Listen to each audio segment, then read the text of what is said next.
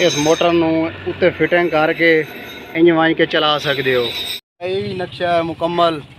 कोई चेंजिंग की है थोड़ी बात है कि चैनल तैयार की है, एंगल भी उन्हें दिलाइए पहले वाली चैनल तैयार की है। वेखो जी फतेहपुर तैयार हो रहे हैं। काफ़ी भाइयों का सवाल आई कि फतेहपुर केड़े चों तुम बुलेंदे पाए हो जी। अल्हम्दुलिल्लाह ज़िला जंग तहसील पुरसियाल तो बोल रहे हैं जी फतेहपुर अड्डा। अस्सलाम वालेकुम दोस्तों, मेरा नाम है अली हसन। मेरा यूट्यूब चैनल दे पाए हो Ali Hasan hardware engineer. Video जनाब लाइक किया करो, उस तो बाद वाने दी मुकम्मल डिटेल दसेने। पहले लाइक करो, कंजूसी करें दे बड़ी लाइक दी, ये बड़ी मेहनत करें। ए जी ट्राली तैयार की है मोटर वास्ते, सोलर मोटर जी होंगी वो वास्ते ट्राली तैयार की है। अल्हम्दुलिल्लाह ए त्रीया आर्डर है जी, ये क्लियर किया है, बिल्कुल मुकम्मल तैयार हो गई है। काफ़ी सारे भाइयों के सवाल हैं कि मोटर ये उत्ते कस के चलती है या तले लहा के चलती है। नहीं भाई, ये उत्ते फिटिंग हो के मुकम्मल तां वहीं के चलती है। एवे दे पाओ इन्हें जा तो मोटर आ गई सी, वो भी तुहानू विखा। अल्हम्दुलिल्लाह मोटर भी पई है दुकान पर, ये उत्ते रख के मुकम्मल इन चेक करे था तुहानू। ते उस तो बाद जी उन्होंने ये सवाल आन कि भाई टायर भी निकल वेंदे या फिटिंग विच रह वेंदी है। ये टायर भी विच फिटिंग होंदी है, ये नहीं निकल सकते, ये भी विच मुकम्मल फिटिंग होंदी है। तो ये वंज के इं तुस रखे सो इन्होंने टायरों के अगू करके खड्डे मरे सो, थोड़े थोड़े टायर विच लै वैसन। बाकी तुहाडी जिहड़ी मोटर है तो ट्राली है, ये वंज के ये पुटिशन बनी सी, ये वंज के वेखो वही सी। ये थल्ले जनाब आ सुराख निकले हुए पट्टी का होवे दे पाओ, वो बोल्ट कसी वही सी, ये फिटिंग हो गई थी थाई। इस तो बाद जी यदि तुहानू पैमाइश दसेने, यदी कीमत दसेने, कितने यदी सहूलियात दसेने, ये कितने पैसे लगे पैन वो भी दसेने। अल्हम्दुलिल्लाह 2 थारे भी चल सकती है, 3 थारे भी चल सकती है। ये जितनी थारे थोड़ियाँ प्लेटां जा सकती हैं उतनी जा तो मोटर भी चल सकती है। तो बेहतरीन सोहना काम होया भी है और कम खर्चे दे विच तैयार होई पई है। इंशाअल्लाह तुहानू वीडियो दी एंड च कीमत दसे सी, बाकी यदी पैमाइशां दसेने तो मुकम्मल तुहानू विखाईने कि किहड़े तरीके नाल अस तैयार की है। 2 दिन हो गए ने इनू अल्हम्दुलिल्लाह तैयार की है, इन हुण रंग करना है।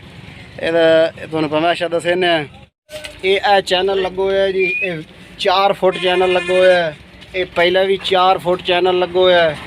ये जी इस तरीके चौड़ाई है भाई 18 इंच दी है।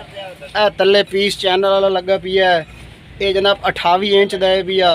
ये पट्टियाँ लगी पई हैं, ये जी 10 इंच दी पट्टियाँ लगी पई हैं। अगे एंगल लाइए एवे दे पाओ 18 इंच दी एंगल है भाई, मत्थे चैनल नहीं लगे हुए, एंगल लगी हुई है। ये भी चैनल है, ये भी चैनल है, ये भी एंगल लगी हुई है। तले ये चैनल लगे हुए है, फोटे चलाया ये चैनल। ये जनाब 13 इंच दी ये एंगल लाइए ये सपोर्ट वास्ते। ए मुठा लाइए जी, 9 इंच दी है पैप है जनाब, ये काट के मुठ लाइए, ये मुकम्मल तैयार हो गई है। ए मोटर उत्ते आ गई है, एवे दे पाओ ये इत्थे बोल्ट कसीमने इस जाते इत्थे ये बोल्ट कसीमने 4। ये जनाब अल्हम्दुलिल्लाह इत्थे फिट हो गई सी। चल भाई बोल्ट कसो, ये इत्थे बिल्कुल फिट हो गई सी। मोटर सीधा करो भाई, सीधा लेवल है इत्थे। उस तो बाद जी ये खड्डे 2 वजे पैन, ये टायर ये विच आ गए सन। ये मुकम्मल अल्हम्दुलिल्लाह तुम दसेंदे पे। काफ़ी भाई नहीं समझ लगी तो वो वीडियो नू वेखें और इंशाअल्लाह उन्होंने समझ लग सी भाई वाकई भी ये इस वास्ते मकसद वास्ते तैयार की है, एक किसान भाइयों की सहूलत वास्ते तैयार की है।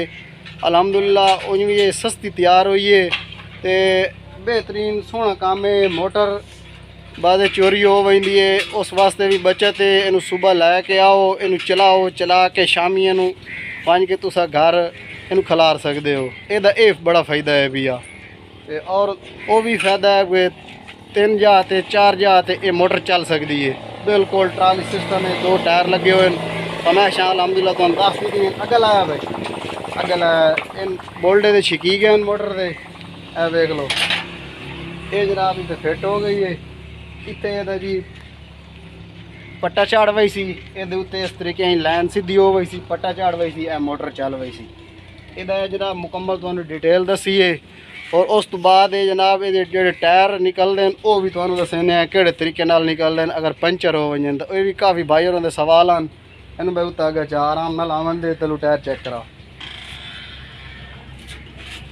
ਚੱਲ ਬਈ ਉੱਤੇ ਜਾ। ਇਹ ਜਨਾਬ ਤੁਹਾਨੂੰ ਟਾਇਰ ਵਿਖਾ ਰਹੇ ਕਿ ਟਾਇਰ ਇਹ ਵੇਖ ਲਓ ਪੱਟੀ ਇੱਕ ਕੱਟ ਦਿੱਤਾ ਹੈ। ਇਹ ਪੰਚਰ ਹੋ ਵਜੇ ਇਹਨੂੰ ਬਾਹਰ ਕੱਢ ਸਕਨੇ ਆ। ਇਹ ਵੇਖ ਲਓ ਆਰਾਮ ਨਾਲ ਈਜ਼ੀ ਮਾਹੌਲ ਨਾਲ ਇਹਨੂੰ ਬਾਹਰ ਕੱਢ ਸਕਨੇ ਆ। ਇਹ ਟੱਕ ਦਿੱਤੇ ਹੋਏ ਨੇ ਇਹਦੇ ਵਿੱਚ ਬਿਲਕੁਲ ਮੋੜ ਇਸ ਤਰੀਕੇ ਫਿੱਟ ਹੋ ਗਈ ਸੀ। अगर पंचर हो वजे तो ये बाहर भी निकल आती है। इस तरीके तैयार हुई है, बड़ी खूबसूरत तैयार की है। और यदा खर्चा है जनाब 15,000 रुपया।